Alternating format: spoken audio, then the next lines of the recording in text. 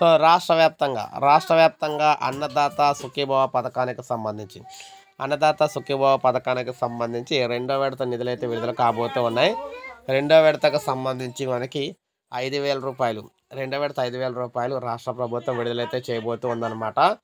So నవంబర్లోనే ఈ డబ్బులు అయితే విడుదల చేసేందుకు రాష్ట్ర ప్రభుత్వం సన్నాహాలు అయితే చేస్తూ ఉంది.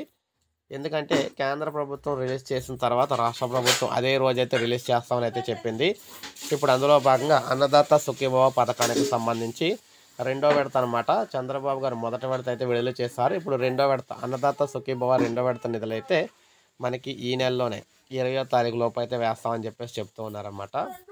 మనకి ఇంకెన్ని రోజులు అయితే లేదు కాబట్టి ఈ పథకానికి సంబంధించి డబ్బుల కోసం ఎదురు చూస్తున్న వారందరూ కూడా ఇది ఒక గుడ్ న్యూస్ అని చెప్పుకోవచ్చు. సో రెండో విడతలో భాగంగా ప్రతి ఒక్కరి ఖాతాకి కూడా 5,000 రూపాయలు అయితే రాష్ట్ర ప్రభుత్వం జమ అయితే చేయబోతూ ఉంది. 5,000 రూపాయలు వారి ఖాతాలకు అయితే జమ అయితే అవుతాయి అన్నమాట.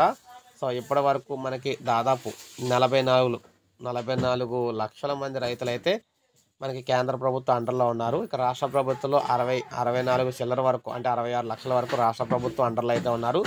ఈ రాష్ట్ర ప్రభుత్వం అండర్లో ఉన్న 66 లక్షల మందికి 5,000 రూపాయలు అయితే జమ కాబోతున్నాయి అనమాట. సో ఇది మనకి తాజా సమాచారం. ఒక లైక్ చేయండి. ఇలాగే లేటెస్ట్ అప్డేట్స్ అందిస్తూ ఉంటాను. సబ్స్క్రైబ్ చేసుకోండి, మన ఛానల్ సబ్స్క్రైబ్